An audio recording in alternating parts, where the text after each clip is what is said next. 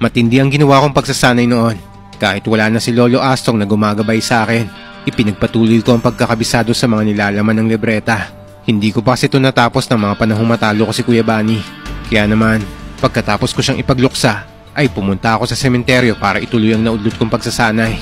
Diyos ko po, nakakatakot naman dito. Lolo Astong, sana nandito ka para masamahan mo ko. Hindi pala. Mali. Huwag mo na ako samahan, Lolo. Baka magpakita ka pa sa akin eh. Alam mo naman takot ako sa multo. Nasa tapat na ako ng sementeryo nito at nagdadalawang isip kung tutuloy pa ba ako o aatras na lang. Napakadilim kasi sa loob nito. May mga puno't matataas ang nicho na may naglalakihan pang mga ribulto ng anghel. Hindi ko naman magamit ang dala kong flashlight nito dahil baka mapansin ako ng sepultutero na nakatira lang malapit sa sementeryo. Natatakot akong pumasok pero wala naman akong pagpipilian kundi ang tumuloy. Kailangan ko na kasing makabisado ang lahat ng orasyon sa libreta para maituloy ko na ang bala kong paghihigante sa mga aswang. Huminga ako ng malalim bago humakbang papasok sa loob ng sementeryo. Ano ka ba, Arlina? Kaya mo yan. Nakapatay ka na nga ng aswang tapos ngayon ka pa matatakot. Kaya mo yan. Kinakausap ko na lang ang sarili ko nito para malibang ako at hindi ko maisip ang takot. Nag-iisa na lang ako kaya walang ibang magpapalakas sa loob ko kundi ang sarili ko mismo. Marahan akong humakbang habang yakap ang dala kong bag na may lamang mga ititirik kong kandila. Nasa bag ko rin ng flashlight at libreta. Ang kampilan naman ay nakatago sa lagayan nito at nakasabit sa bewang ko para madali ko itong makuha kapag may kalaban na sumulpot. Tabi-tabi po. Wala akong balak istorbohin kayo. Makikiraan lang po. Tabi-tabi po. Nang makalampas ako sa mga unang puntod, ay inilabas ko na ang dala kong flashlight para ilawan ang dinadaanan ko. Hindi na ako gaano mapapansin dito dahil nahaharangan ako ng mga nicho. Hindi ko na kasi gaano makita ang daan dahil ng gabing to ay napakadilim. Nakatago kasi ang buwan sa ulap kaya walang nagbibigay liwanag sa akin. Pagdating ko sa bandang gitna ng sementeryo ay bibihira na mga sementadong puntod dito. Ang iba'y tinabunan na lang ng lupa at ang ginamit na pananda ay krus na gawa sa kahoy. Pagdating ko rito, lumuhod ako sa lupa at nagtirik ng kandila sa harap ko. Nagdasal ako at humingi ng proteksyon bago ko sinimulan ng pagkakabisa. Binigkas ko ng medyo malakas ang kinakabisado kong orasyon nito. Simula pa lang ay nakakaramdam na ako ng panlalamig at para bang may nakatingin sa akin. Tinutok ko ang flashlight nito sa libreta habang binabasa ko ang orasyon. Hindi ko pa kasi ito kabisado kaya hindi ko pa magawang pumikit. Hanggang may malamig na hanging dumaan sa kanang tagiliran ko kaya natigilan ako. Huwag niyo naman akong takutin. Saglit lang naman ako rito eh. Promise, aalis din agad ako. Nang tumatak sa isip ko ang orasyon, ay ipinikit ko na ang mga mata ko at muling nagkabisa. Binibigkas ko to ng malakas habang may bumubulong sa kaliwang tenga ko. Hindi ko siya pinapansin dahil alam kong isa lang tong multo. Pero habang patagal ng patagal ay dumadami na sila. Nakakarinig din ako ng malalakas na alulong ng mga aso dahilan para mas lalong kumabog ang dibdib ko. Naisip ko nito, mas madali pa pala makipaglaban sa mga aswang dahil alam kong may laban ako sa kanila. Pero naduduwag talaga ako sa mga multo dahil mga patay na sila. Ano naman kasi ang laban ko sa mga kaluluwang ligaw.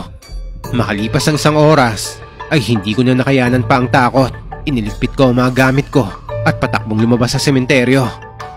Ilang gabing ganito ang ginagawa ko hanggang sa mas lumalala ang nagiging pananakot sa akin ng bertud.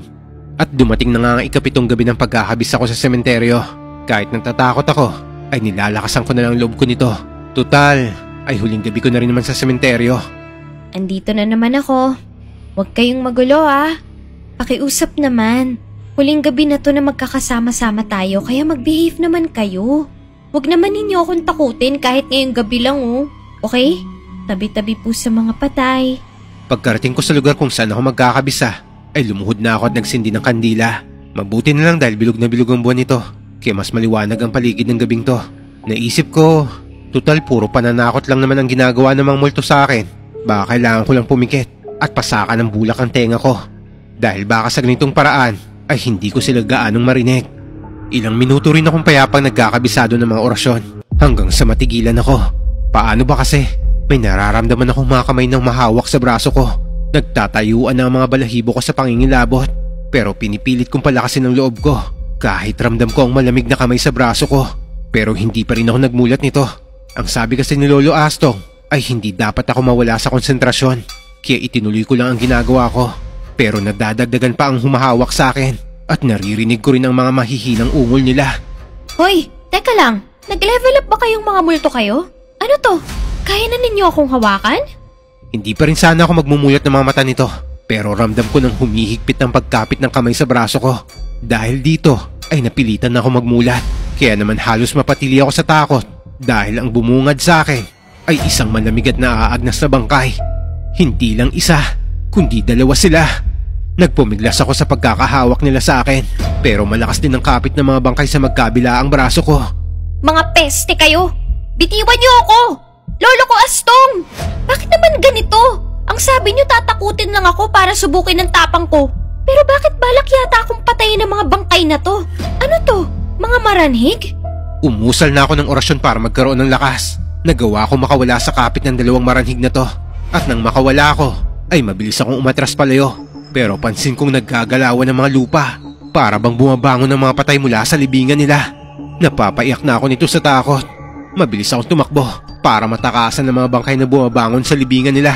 Pero napakarami na nila. Sinasalubong ako ng mga patay sa bawat dinadaanan ko. Takang-taka ako nito dahil imposibleng mangyaring bumangon ng mga patay. Dahil hindi pa nangyayari ito sa lugar namin kahit kailan. Natigilan ako nang maalala kong sinabi sa akin noon ni Lolo Astong.